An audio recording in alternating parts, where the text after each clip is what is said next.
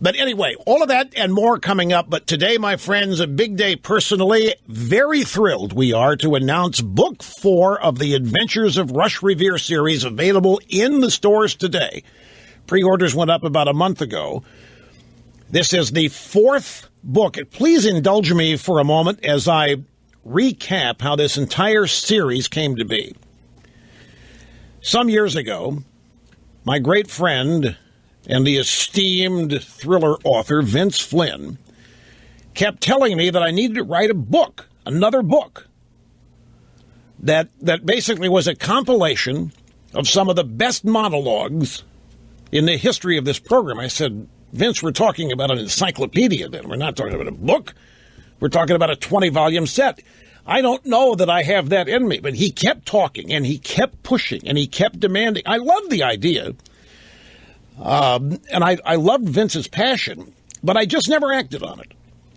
For some reason, I don't know whether it was instinct or what have you, but I just never pulled the trigger in my own mind to do it. But during one of these sessions where Vince was leaning on me to do a book, I mean, he wanted it timed for an election, thought it could be a turning point kind of book during an election. My wife, Catherine, said, you know what you need to do? You need to connect with younger generations. Younger generations are not listening to the radio and they're not watching TV much anymore. And she said they're not being taught the American history that you and I have been taught. Why don't you do some children's books? Why don't you write a children's book? Tell the story of the American founding. These stories are being lost. She pointed out that the public education system and beyond, I mean, even you get into college, junior college, major universities, the whole concept of the American founding has been changed. And now it's one that basically teaches America is guilty and immoral. And I thought, now that excited me. Something I'd never even thought of doing, writing children's books. Aged 8 to 11, 10 to 12, somewhere in that range. But it resonated with me because it's so important, because I love the country. I wish everybody did. And the truth of the founding of this country is one of the most miraculous events in human history. And people deserve to know what it is, and they deserve to be proud of their country, and they deserve to understand why. So after a lot of long conversations and tireless hours, the Adventures of Rush Revere series was born with the mission to revive the American spirit and tell the amazing stories of our founding in a unique, unabashedly patriotic, and accurate way. And our goal from the beginning was for young readers to experience history, not just have it shoved at them, but actually take them to it, make them a part of it.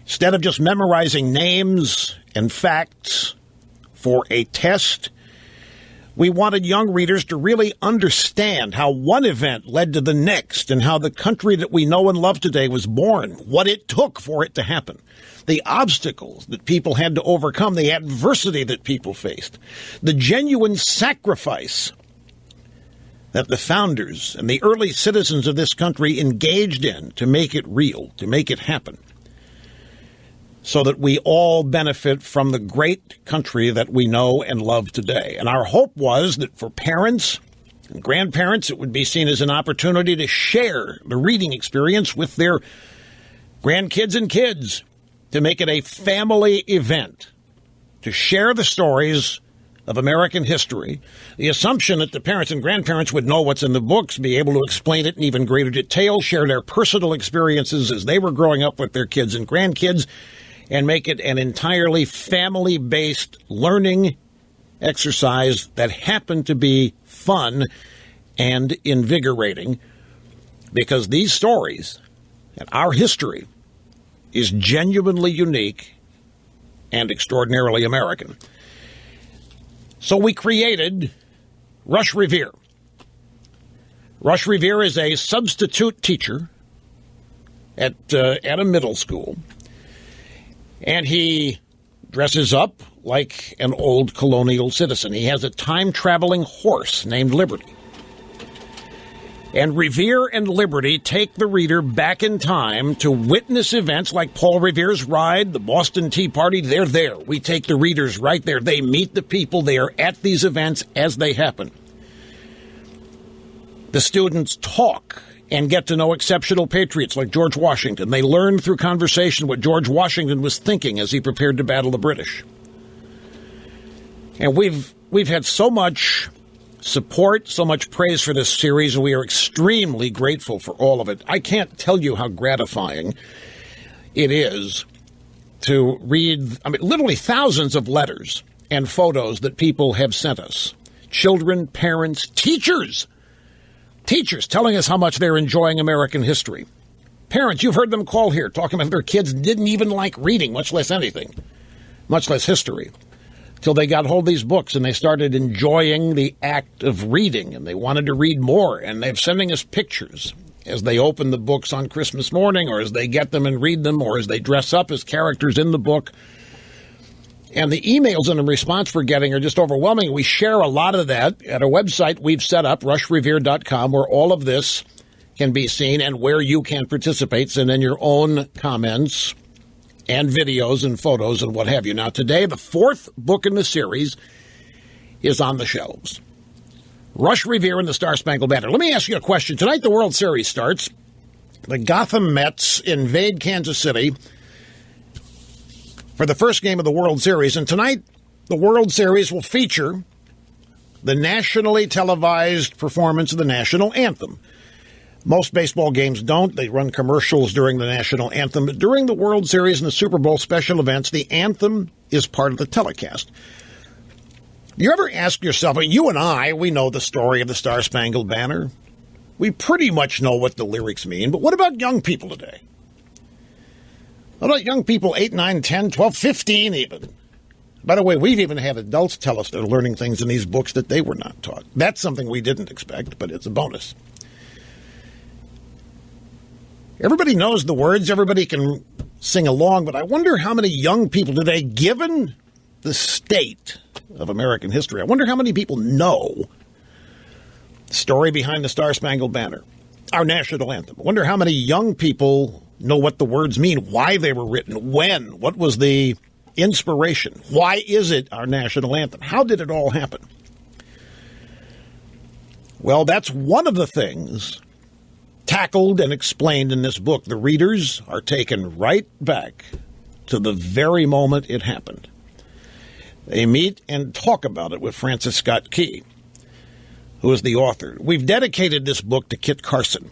He, former irreplaceable chief of staff and trusted right hand, lost his battle to cancer earlier this year after we all thought he had it beat and was in remission.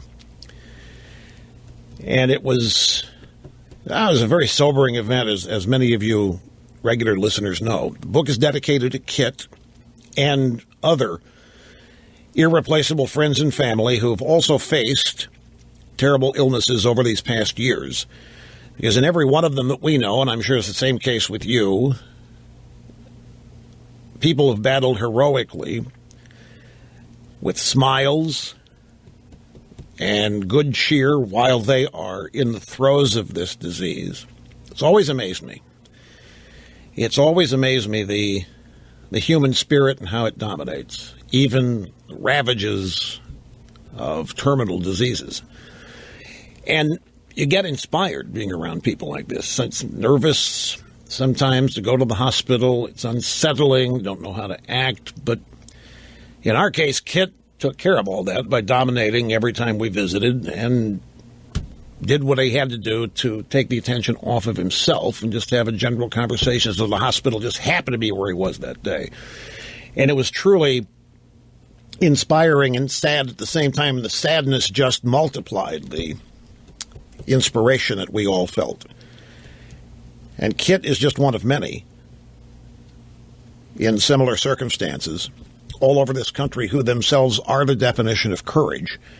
God bless all of you in that circumstance, situation, and All the best to us from all of you. That's why we've dedicated the fourth book to Kit Carson. Now, in Rush Revere and the Star-Spangled Banner, I remember Liberty, the talking horse, was struck by a bolt of lightning when he was just a young colt. And for some reason, magic happened. He's able to time travel back anywhere in American history.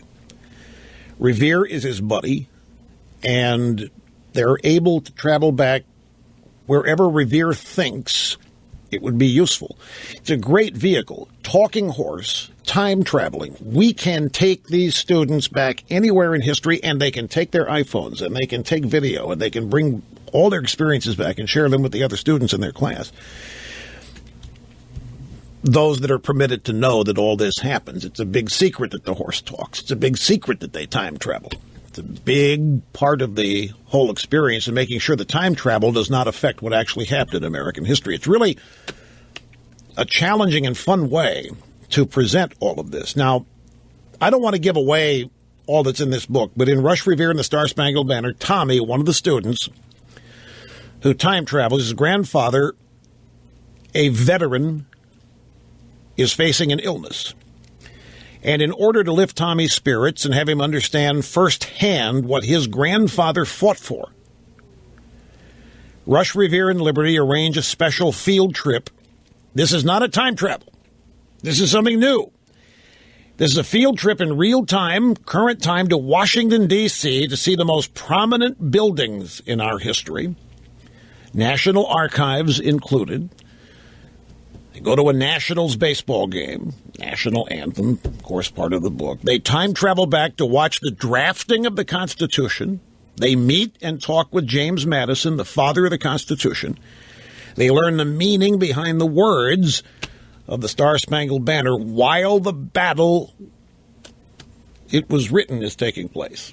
And that's as much as I'm going to say, but we are so thrilled and jazzed about it. It's the fourth book in the last 2 years, because the demand is increasing. Rush Revere and the Star-Spangled Banner.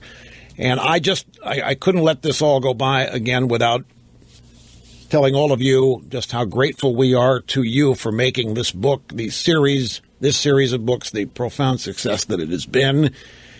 And it just makes all of this for us more rewarding than we even thought it would be. So that's it. It's on sale today. Fourth book, Rush Revere and the Star-Spangled Banner. Look for it wherever books are sold. We got to take a brief time out because I'm up against it on time. We'll be right back after this. Don't go away. That's right, Snurdly. Remind me, I forgot to show you the book. So here it is on the Ditto Cam. This is what the cover of the book looks like. If you've not gone to pre-order it at Amazon, Books A Million, Barnes & Noble, or iBooks, there's the cover of the book. One of the best covers. And I need to remind everybody, the first book, Rush Revere and the Brave Pilgrims, that book is still in print. It's still being purchased. And we won Author of the Year for that book, the Children's Choice Book Award for Author of the Year. And the three books which have followed are even better. We can't win the award twice a year. I mean, it's amazing we won it even at all, given how the literary community is populated. But they were great that night. And that Rush Revere and the Brave Pilgrims just continues to flow off the shelves, and it's the starting point. This is Rush Revere and the Star-Spangled Banner, of course.